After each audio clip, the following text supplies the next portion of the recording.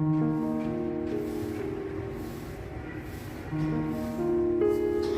ಎಲ್ಲರಿಗೂ and welcome back. ಎಲ್ಲರೂ ಹೇಗಿದ್ದೀರಾ? ಐ ಹೋಪ್ ಎಲ್ಲರೂ ಚೆನ್ನಾಗಿದ್ದೀರಾ ಅಂತ ಅಂದ್ಕೊಳ್ತೀನಿ. ತುಂಬ ದಿವಸ ಆಯಿತು ನಾನು ಈ ರೀತಿ ವ್ಲಾಗ್ ವಿಡಿಯೋ ಹಾಕಿದೆ. ನಂಗೆ ಗೊತ್ತು ಸುಮಾರು ಜನಕ್ಕೆ ಈ ರೀತಿ ವಿಡಿಯೋ ತುಂಬ ಇಷ್ಟ ಆಗುತ್ತೆ ಅಂತ. ಐ ಥಿಂಕ್ ನನ್ನ ಸಬ್ಸ್ಕ್ರೈಬರ್ಸಲ್ಲಿ ಸ್ವಲ್ಪ ಜನಕ್ಕೆ ಈ ರೀತಿ ವಿಡಿಯೋಸ್ ಇಷ್ಟ ಆಗುತ್ತೆ ಅಂತ ಅಂದ್ಕೊಂಡಿದ್ದೀನಿ. ಅದು ಅಲ್ಲದೆ ಈ ವರ್ಷದ ಕೊನೆಯ ವ್ಲಾಗ್ ವಿಡಿಯೋ ಅಂತ ಹೇಳ್ಬೋದು. ತುಂಬ ದಿವಸ ಆಯ್ತಲ್ವ, ಹಾಗಾಗಿ ಈಗ ಪೋಸ್ಟ್ ಮಾಡ್ತಾಯಿದ್ದೀನಿ. ರೀಸೆಂಟಾಗಿ ನಾನು ಸಕ್ರೋಲಿ ಅಂತ ಒಂದು ಸ್ವೀಟ್ ರೆಸಿಪಿ, ಕೊಂಕಣಿ ಸ್ಟೈಲಲ್ಲಿ ಮಾಡುವಂತಹ ಒಂದು ಟ್ರೆಡಿಷ್ನಲ್ ಸ್ವೀಟ್ ರೆಸಿಪಿ ವಿಡಿಯೋನ ಪೋಸ್ಟ್ ಮಾಡಿದ್ದೆ. ಇಂಟ್ರೆಸ್ಟ್ ಇರೋರು ಲಿಂಕ್ನ ನಾನು ಡಿಸ್ಕ್ರಿಪ್ಷನ್ ಬಾಕ್ಸಲ್ಲಿ ಹಾಕ್ತೀನಿ, ಜೊತೆಗೆ ಐ ಬಟನ್ನಲ್ಲಿ ಕೂಡ ಹಾಕಿರ್ತೀನಿ, ಚೆಕ್ ಮಾಡ್ಬೋದು. ತುಂಬ ಚೆನ್ನಾಗಿ ಬರುತ್ತೆ ಹಾಗೂ ಮಾಡೋದು ಕೂಡ ತುಂಬಾ ಈಸಿ, ಸಿಮಿಲರ್ ಟು ಮಾಲ್ಪುರಿ ಅಂತಲೇ ಹೇಳ್ಬೋದು. ಇನ್ನೊಂದು ಖುಷಿ ವಿಚಾರ ನಾನು ನಿಮ್ಮ ಜೊತೆ ಹಂಚ್ಕೊಳ್ಳೋಕ್ಕೆ ಇಷ್ಟಪಡ್ತೀನಿ. ಈ ಚಾನಲ್ನ ಸ್ಟಾರ್ಟ್ ಮಾಡಿ 5 ವರ್ಷ ಆಗ್ತಾ ಬಂತು. ಈಗ ನನಗೆ 5K ಸಬ್ಸ್ಕ್ರೈಬರ್ಸ್ನ ನಾನು ರೀಚ್ ಆಗಿದ್ದೀನಿ. ನನಗೆ ಪರ್ಸ್ನಲಿ ಖುಷಿ ಇದೆ. ಅಲ್ಲದೆ ನನ್ನ ಫೇಸ್ಬುಕ್ ಪೇಜಲ್ಲಿ ಕೂಡ ನಿಯರಿಂಗ್ ಟು 1K ಫಾಲೋವರ್ಸ್ನ ರೀಚ್ ಆಗ್ತಾ ಇದ್ದೀನಿ. ಐ ಹೋಪ್ ಈ 2026ಅಲ್ಲಿ ಇನ್ನೂ ಜಾಸ್ತಿ ಸಬ್ಸ್ಕ್ರೈಬರ್ಸ್ ಕೌಂಟ್ ಆಗುತ್ತೆ ಅಂತ ನಾನು ಹೋಪ್ ಇಟ್ಕೊಂಡಿದ್ದೀನಿ. FB ಪೇಜಲ್ಲೂ ಇನ್ಕ್ರೀಸ್ ಆಗುತ್ತೆ ಅಂತ ಅಂದ್ಕೊಳ್ತಾ ಇದ್ದೀನಿ.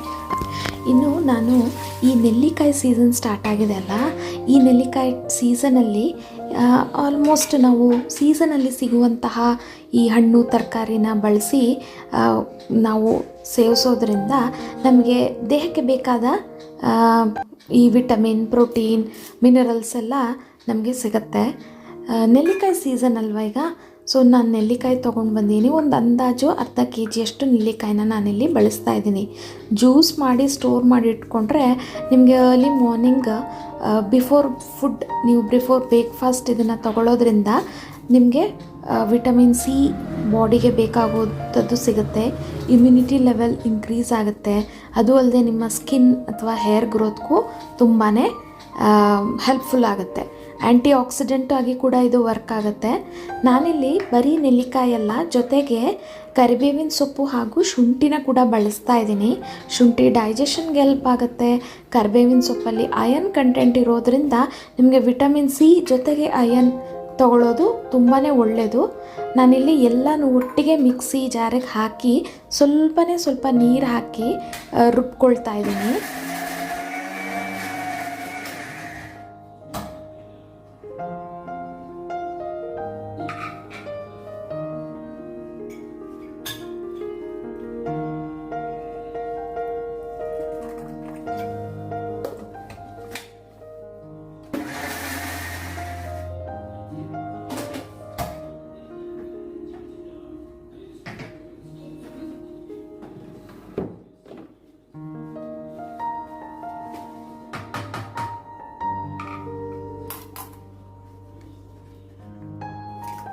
ಈ ರೀತಿ ಚೆನ್ನಾಗಿ ಪೇಸ್ಟ್ ಮಾಡಿಕೊಂಡು ಅದನ್ನು ಸೋಸ್ಕೊಳ್ತಾ ಇದ್ದೀನಿ.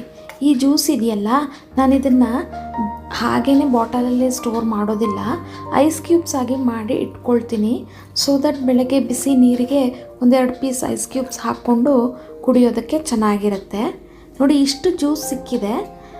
ಇಲ್ಲಿ ಏನು ನಾವು ಫಿಲ್ಟರ್ ಮಾಡಿ ಉಳಿದಿರೋದಿರುತ್ತಲ್ಲ, ಅದನ್ನು ಬಿಸಾಕೋದು ಬೇಡ, ಅದನ್ನು ನಾವು ಇನ್ನೂ ಯೂಸ್ ಮಾಡ್ಬೋದು. ಅದನ್ನು ಹೇಗೆ ಅಂತ ಮುಂದೆ ವಿಡಿಯೋದಲ್ಲಿ ತೋರಿಸ್ತೀನಿ. ಈ ರೀತಿ ಜ್ಯೂಸನ್ನ ನಾನು ಐಸ್ ಟ್ರೇನಲ್ಲಿ ಹಾಕ್ಕೊಳ್ತಾ ಇದ್ದೀನಿ.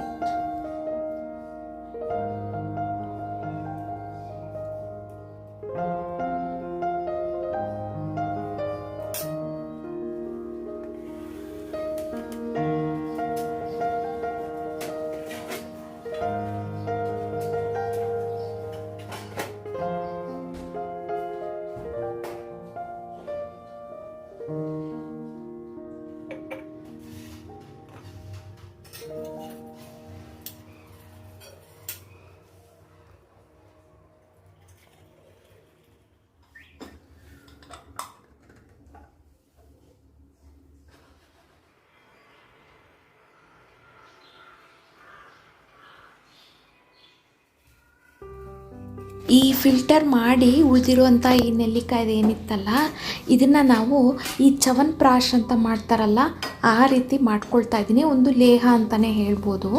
ಸ್ವೀಟ್ಗೆ ನಾನು ಬೆಲ್ಲನ ಬಳಸ್ತಾ ಇದ್ದೀನಿ. ಇಲ್ಲಿ ತುಪ್ಪನ ಕೂಡ ಬಳಸ್ತಾರೆ, ಬಟ್ ನಾನು ತುಪ್ಪ ಬೇಡ ಅನ್ನಿಸ್ತು, ಅದಕ್ಕೆ ನಾನು ಬರೀ ಬೆಲ್ಲ ಪಾಕ ಅಲ್ಲ, ಬೆಲ್ಲನ ಕರಗಿಸ್ಕೊಳ್ತಾ ಇದ್ದೀನಿ.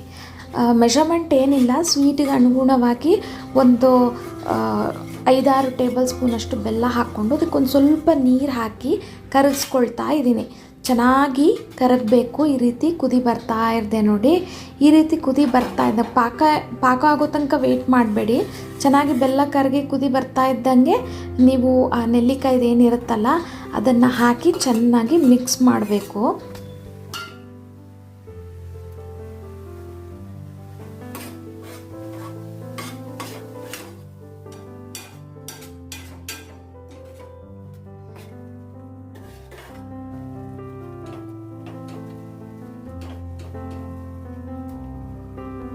ಈ ಬೆಲ್ಲದಲ್ಲಿ ಚೆನ್ನಾಗಿ ಮಿಕ್ಸ್ ಕೊಟ್ಟು ಮುಚ್ಚಿ ಒಂದು 5-10 ನಿಮಿಷ ಇದನ್ನು ಬೇಯೋಕ್ಕೆ ಬಿಡೋಣ.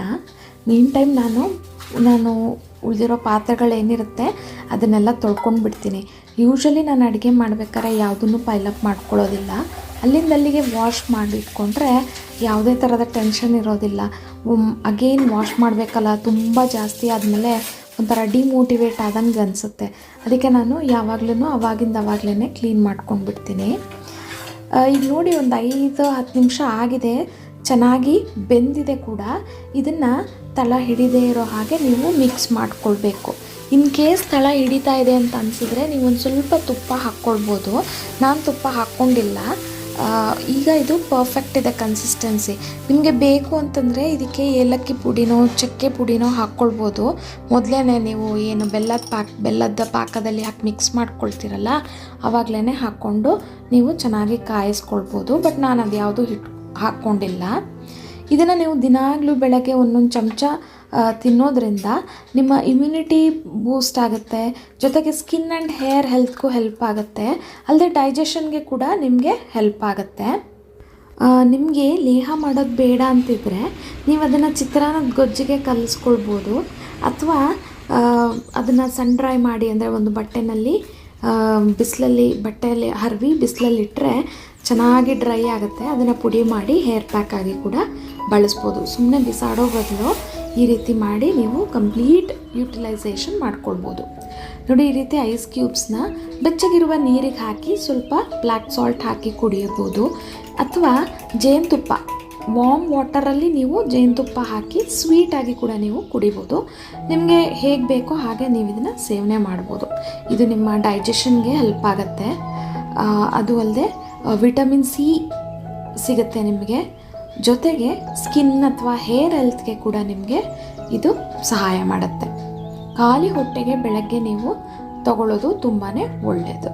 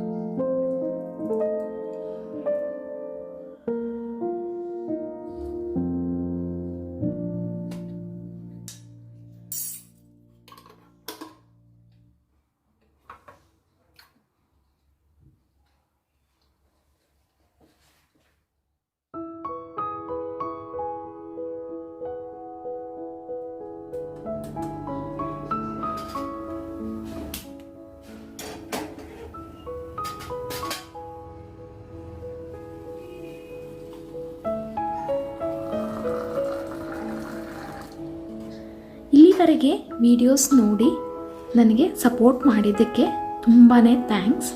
ನಾನು ಹಾಕೋ ಕಂಟೆಂಟ್ಸ್ ನಿಮಗೆ ಇಷ್ಟ ಆಗ್ತಿದೆಯಾ ಅಂತ ನನಗೆ ಕಮೆಂಟ್ ಸೆಕ್ಷನಲ್ಲಿ ತಿಳಿಸಿ. ಇನ್ನು ಯಾವ ಥರದ ವೀಡಿಯೋಸ್ನ ನೀವು ಎಕ್ಸ್ಪೆಕ್ಟ್ ಮಾಡ್ತೀರಾ ಅನ್ನೋದನ್ನು ಕೂಡ ನನಗೆ ಕಮೆಂಟ್ ಸೆಕ್ಷನಲ್ಲಿ ತಿಳಿಸಿ.